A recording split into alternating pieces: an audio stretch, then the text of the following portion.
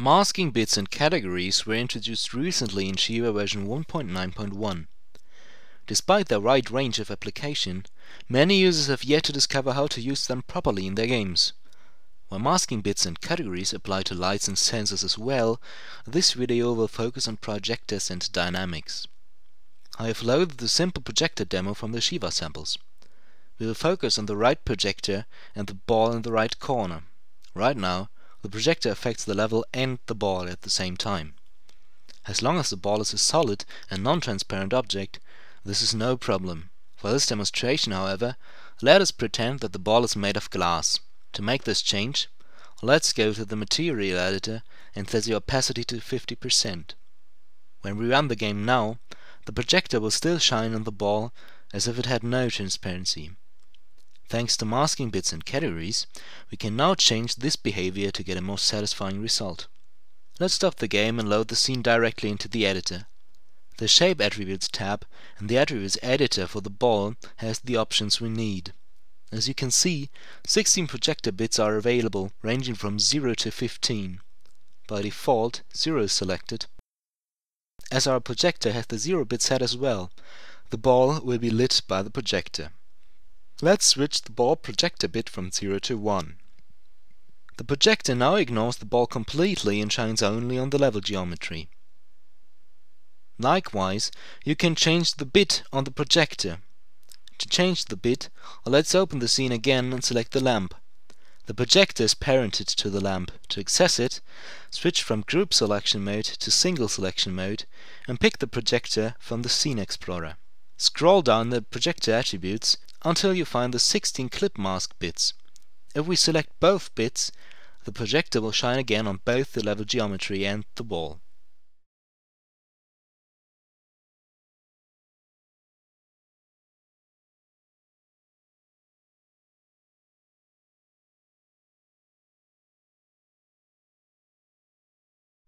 If we switch the bit 0 off, however, the projector will only shine on the ball.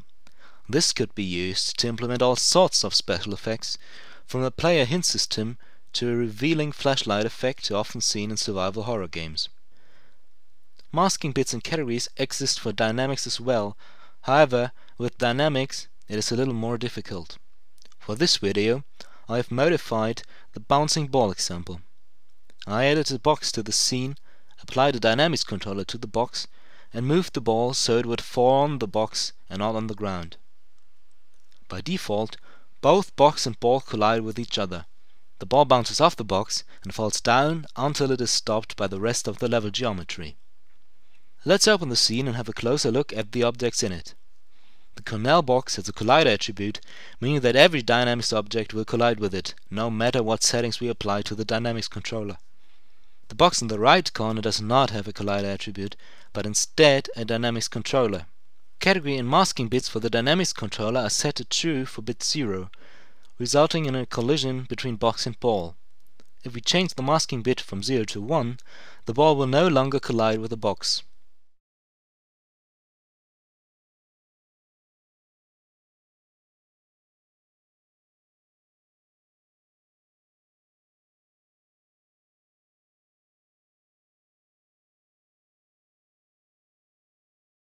Now let's duplicate the ball to have some sort of reference object. As you would expect, the duplicated ball falls through the box as well as the original one.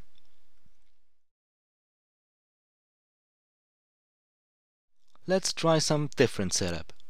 The right ball has the category 1 and masking bit 0 set to true, while the left one has both 0 bits set to true. For test number 1, the box has both category and masking bits 0 and 1 set to true. Both balls collide with the box. In test number 2, we set the masking bit 1 on the box to false while leaving the balls unchanged. The right ball falls through, but the left ball still collides.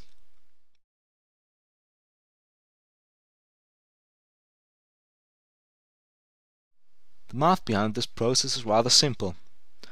If the corresponding category bits for object A and the masking bits on object B are set, the two entities can collide. As far as in-game applications go, imagine the left ball would be a player entity, while the right ball would be a grenade. With category and masking bits, you can finally create areas where players are not allowed to go, while other dynamics objects are allowed to travel through. This system also allows you to create complex objects like players on bicycles more easily. The player and the bicycle should not collide, while the world objects should be able to collide with both bike and player.